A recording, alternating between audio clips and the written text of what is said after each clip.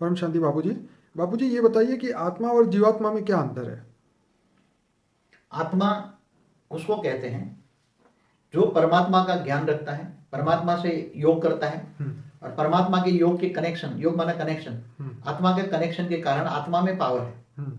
आत्मा ज्ञान होने के कारण उसको मनुष्य जीवन का उद्देश्य पता है, तो वो मनुष्य आत्मा जो परमात्मा को जानती है वो आत्मा है। और जो परमात्मा को नहीं जानती और जो माया में फंसी है, जन्म मरण के चक्र में फंसती रहती है, वो जीवात्मा है, जीव है। जैसे मनुष्य जीव है, जो मनुष्य जीव बन गया इसकी तो जीव और आत्मा, आत्मा ही जीव बनती है, पहले बनती है आत्मा। जैसे कोई भी मनुष्य बनता है तो पहले एक्चुअली देखा जाए तो जो सारे मनुष्य बने पहले देवता थे, देवता से मनुष्य बने।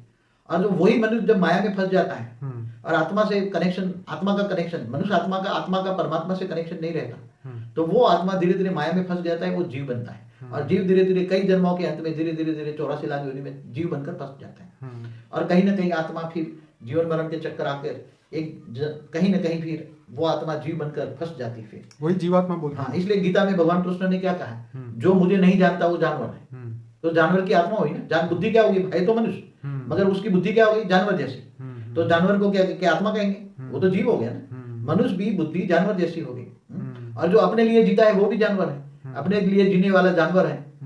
क्या बोला गीता ने, जो मुझे नहीं जानता वो भी जानवर है और जो अपने लिए जीता है वो भी जानवर है। जो विश्व कल्याण के लिए जीता है वो देवता है और समग्र विश्व कल्याण को, विश्व को परिवर्तन करता है वो परमात्मा है। तो आत्मा की अलग अलग डेफिनेशन है। इसलिए आत्मा जब बहुत पाप के हिसाब फंस जाती है, माया में फंस जाती है, तब वो मनुष्य की आत्मा जीव बन जाती है। और जीव फिर धीरे धीरे जीव की वैल्यू, जीव की कैपेसिटी बहुत डाउन होती है, आत्मा की वैल्यू धीरे धीरे आगे बनकर आत्मा धीरे धीरे देवात्मा बन जाता है। तो देवता स्वर्ग लोक में जाता है और स्वर्ग में वही आत्मा पुरुषार्थ करते धीरे धीरे वैकुंठ और करके वो आत्मा से धीरे धीरे धीरे परम धाम में चला जाता है, तो जीव से शिव बन जाता है। और वही आत्मा अगर चाहे तो आत्मा से साधारण जीव बन जाता है और जन्म मरण के चक्र में आकर, और वो ऐसी आत्माओं की कोई ज्यादा आयुष लंबी नहीं होती। जब देवताओं की जो आत्मा है उसकी भी आयु कितनी होती है, देवताओं की भी आयु, आत्माओं की आयु कितनी होती है, देवताओं की आत्मा का एक दिन बताया, ब्रह्मा का एक दिन, ब्रह्मा के एक दिन में कल प्रलय होता है। तो कल प्रलय में काल अग्नि पैदा करके भूलोक, भूलोक, स्वलोक तीनों खत्म हो जाते हैं। तो तीनों लोक में जितनी भी आत्मा है वो जलकर भस्म हो जाती है। इसलिए आत्माओं का भी तो ये जीवात्मा जो है वो तो इस ब्रह्मांड को भी क्रॉस नहीं कर सकती होगी।